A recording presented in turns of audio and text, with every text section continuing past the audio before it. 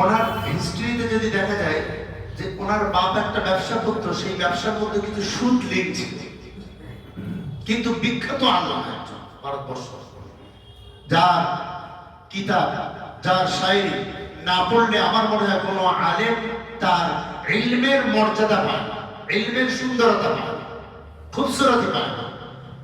তো আল্লামা ইকবাল বলেন कि सब इंसान मतलब की बात समझते हैं, काश कोई बातों की मतलब समझता। सब इंसान मतलब की बात समझते हैं, काश कोई बातों की मतलब समझता। तो इकबाल तेरा हाल ये नहीं होता। উনি ইলম দিতেন, মানুষ যখন নিতেন তার পছন্দের মতো নিতেন, পছন্দের কথা নিতেন, কথার মধ্যে যেতেন না। কোরআন, কোরআন কি, এর মর্যাদা কি, এর সম্মান কি, এর দাম কি, এই কথার মাত্রা নিত না, কিন্তু নিজের পছন্দের কথার মধ্যে নিজে ডুবে যাওয়ার ফিকিরে থাকত, যার কারণে মানব জীবনে যে আশরাফুল মাখলুকাত এত দামি, আজকে মানুষ বিকৃত হয়ে আছে। কোরআন বক্রতা শেখায়নি, কোরআন বিকৃত শেখায়নি, মানুষ হয়ে গেছে। কারণ মানুষ ফিরে আসতে পারছে না। কেন না, এই বিষয়ে যে আল্লামা ইকবাল এই শায়রি বলার পরে বললেন যে মানুষ मतलब की बात क्यों समझते हैं पता है, যখন মানুষ बातों की मतलब समझने के लिए जाएंगे तो उसका अपना बात नहीं चलेगा। আমি যদি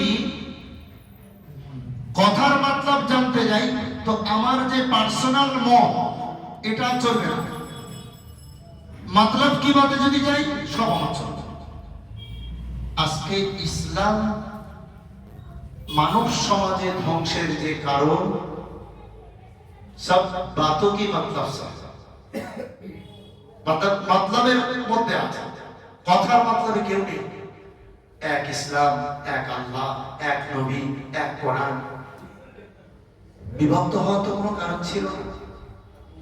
কেন?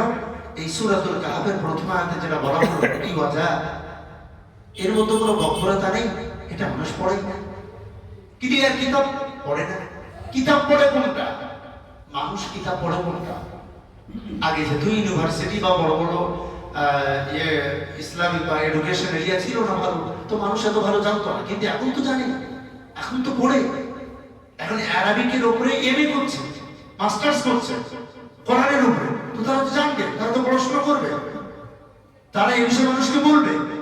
কিন্তু আগে যে কিতাবগুলো ডেলিভারি হয়েছে সমাজ, যে কিতাবের মধ্যে কোরআন হাদিসের কোনো নোট নেই, কোরআন হাদিসের কোনো বিষয় তাতে নেই, কোনো একটা জিনিস গল্প ইত্যাদি মানুষকে দিয়ে বোঝানো হয়েছে, বুঝিয়ে এক মুহাম্মাদের ইসলামকে বর্তমান সময় নবী তো বলেছিল ৭৩ ফিরকা, কত ফিরকায় যে চলে যেতে তার ঠিক না।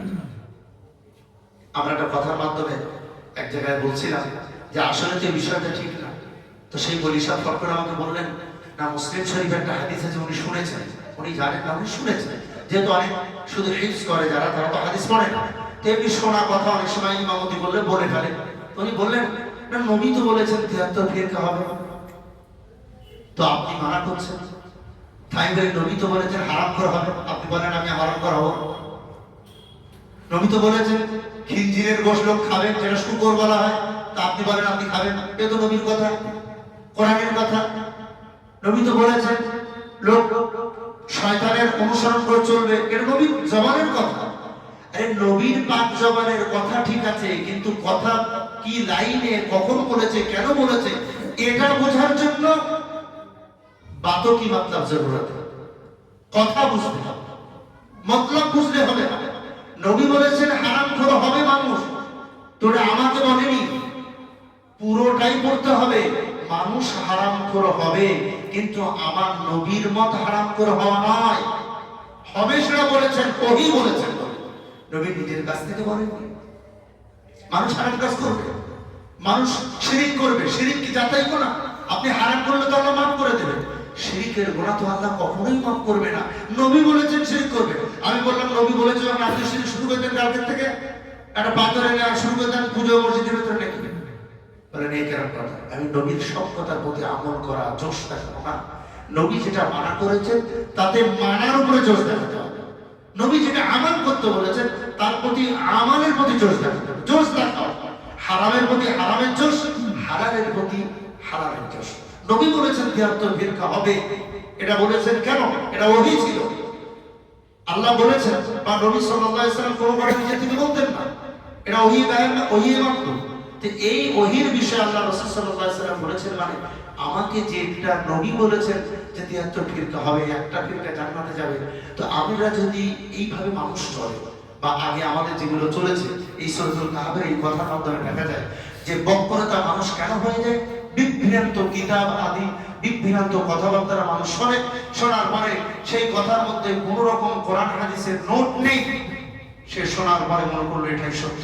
আজকে যারা কোরআন হাদিসের নোট দিয়ে কথা বলে তাদের ছোট থেকে নিয়ে পড়াশোনার হিস্ট্রি যদি কোনো মানুষ জানে, কত কষ্ট করে পড়াশোনা করে, কিন্তু একটা কথার মাধ্যমে তার লাইফ, তার এডুকেশন সব শেষ। কারণ কথাটা আপনি মাতলাব জেসা